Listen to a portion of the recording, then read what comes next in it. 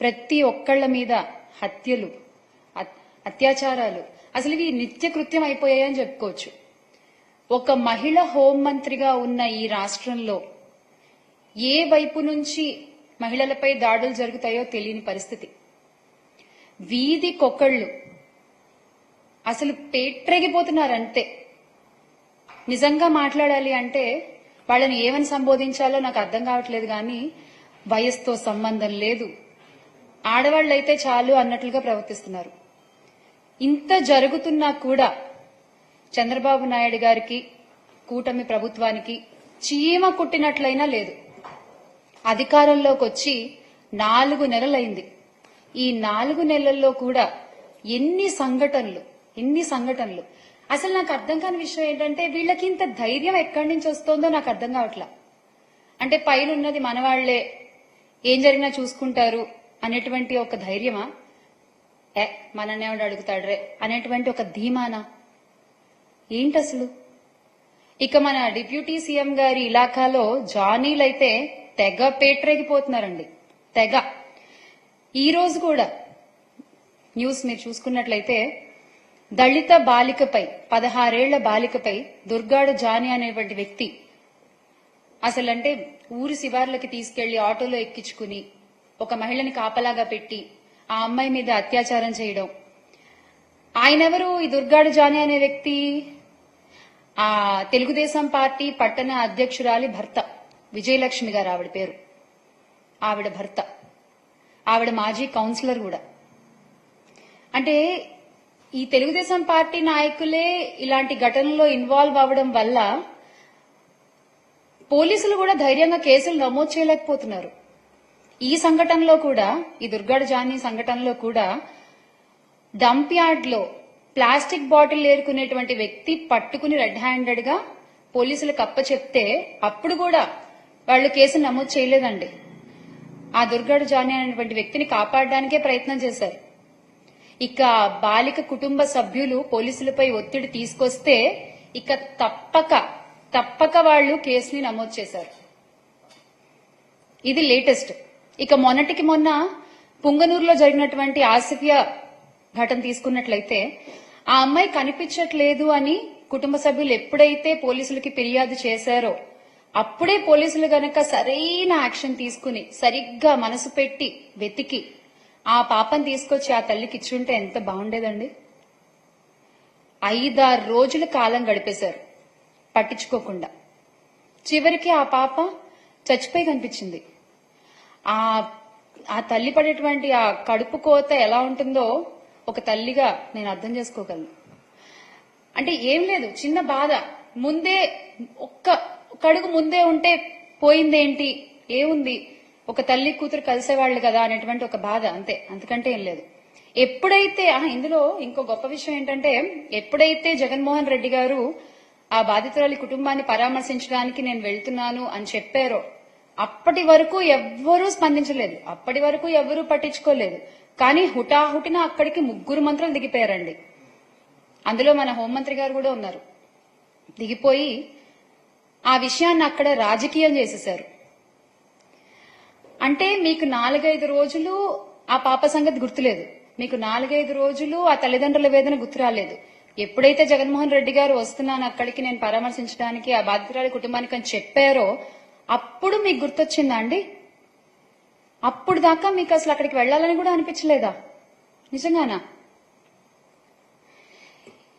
ఏదేమైనా ఆ ఆసిఫియా అయితే ఈ లోకం నుంచి వెళ్లిపోయింది. చాలా చాలా బాధాకరమైన విషయం ఇది. ఆ తల్లికి అమ్మా, ఎస్ మేమందరం ఉన్నాం మీకు, మీరు అధైర్యపడద్దు. ఇది ఆసిఫియా సంగతి. ఇక తర్వాత పోలీస్ అధికారులు గురించి మనం మాట్లాడుకుంటున్నాం.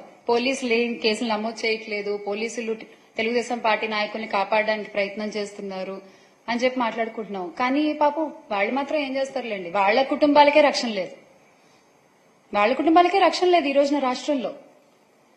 సిఐ ధర్మవరంలో 1 టౌన్ సిఐ నాగేంద్ర ప్రసాద్ గారు వాళ్ళ అమ్మగారు, 62 ఏళ్ల ఆవిడికి, స్వర్ణకుమారి గారు ఆవిడ పేరు, ఆవిడని కిడ్నాప్ చేశారు.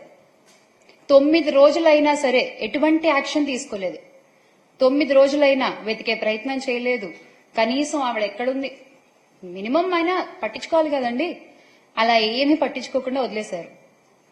ఏమైంది? చివరికి ఆమె హత్యకు గురైంది. పోలీసుల కుటుంబాలకే రక్షణ లేకపోతే ఇక మిగతా వాళ్ల పరిస్థితి ఏంటి? ఈ రాష్ట్రంలో ఏంటి మిగతా వాళ్ల పరిస్థితి? రాష్ట్ర ప్రభుత్వము పోలీస్ వ్యవస్థకు వారి అసమర్థతకు గుర్తుగా ఇంకొక సంఘటన కూడా మనం చెప్పుకోవాలి. ఇక్కడ నంద్యాల జిల్లా మచ్చుమర్రి ఉదంతం మీ అందరికీ బాగా తెలిసే ఉంటుంది.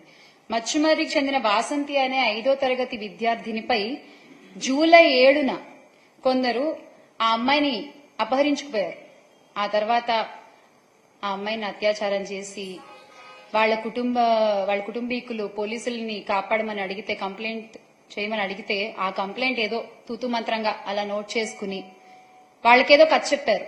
అత్యాచారం చేసి కృష్ణానదిలో పడేశారు అని చెప్పేసి చేతులు దులిపేసుకున్నారు. ఆ తర్వాత ఆ అక్యూజ్డ్ సంబంధించిన కుటుంబానికి సంబంధించిన ఎవరో ఒకరిని లాకప్ డెత్ చేసి కేసుని డైవర్ట్ చేసే ప్రయత్నం చేశారు తప్ప ఈ రోజుకి కూడా ఆ బాడీ ఏమైంది ఎవరికి తెలియదు. ఆ కుటుంబానికి ఆ అమ్మాయి బాడీ అందలేదు. ప్రభుత్వం నుంచి ఆ కుటుంబానికి ఎటువంటి న్యాయమూ జరగలేదు. ఏంటండి మహిళలకు మీరు ఇచ్చే గౌరవం? ఏంటండి చిన్నపిల్లల్ని మీరు కాపాడేటువంటి విధానం? ఇదా? మళ్ళీ గౌరవనీయులైన హోమ్ మినిస్టర్ గారు వంగలపూడి అనిత గారు ఒక మహిళ.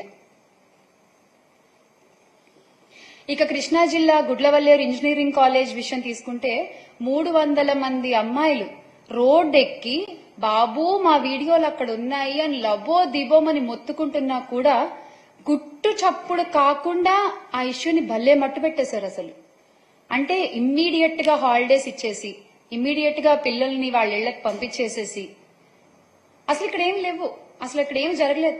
అరే కళ్ల ముందు చెప్తున్నారు కదా ఆడపిల్లలందరూ వచ్చి, అది మీకు కనిపించట్లేదా? కావాలని చెప్తారా? సరదాగా చెప్తారా ఆడపిల్లలు ఇలాంటి విషయాల్లో?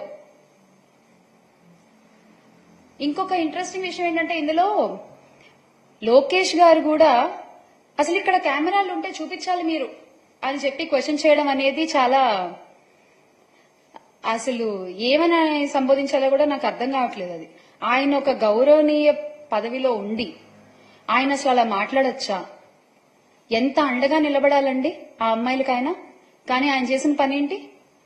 ఉన్నాయా కెమెరాలు? ఎక్కడున్నాయి? చూపించండి. ఇదా?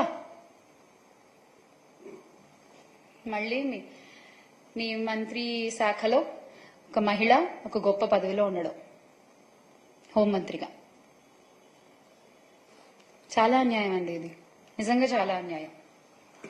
ఇదే జగనన్న ప్రభుత్వంలో తీసుకున్నట్లయితే క్షేత్ర స్థాయిలో మహిళలకు, చిన్నారులకు, బాలికలకు జగనన్న ప్రభుత్వం అండగా నిలబడింది. దిశా చట్టం ద్వారా ఆ దిశా లక్ష్యాన్ని ఇమ్మీడియట్ గా చేరుకోవడానికి మొబైల్ పోలీసు వ్యవస్థ, మహిళా పోలీసులు, వాలంటీర్లు అందరూ ఒకరికొకరు చేదోడు వాదోడుగా ఉంటూ అసలు ఇలాంటి సంఘటనలు జరగకుండా అడ్డుకునేవారు. జరిగినా ఇమ్మీడియట్ యాక్షన్ తీసుకునేవాళ్లు. బాధితులకి న్యాయం జరిగేది, తప్పు చేసిన వాడికి శిక్ష పడేది. అంత గొప్ప వ్యవస్థని మీరు భ్రష్టు పట్టించారు. అడ్డు అదుపు లేకుండా ఈ రోజున నేరగాళ్లు చెలరేగిపోతున్నారు. ఎందుకు ఆగుతారు? ఇలాంటి గొప్ప గొప్ప వ్యవస్థలు ఉన్నప్పుడు వాటిని అలా ఉంచితేనే మంచిదేమోనండి. ఏమో నాకు అనిపించింది నిజంగా ఈ రోజున. ఇక తప్పుడు ప్రచారాలు, అభూత కల్పనలు సృష్టించి ఆ నీడలో చంద్రబాబు గారి ప్రభుత్వం తప్పించుకోవాలని చూస్తున్నారు.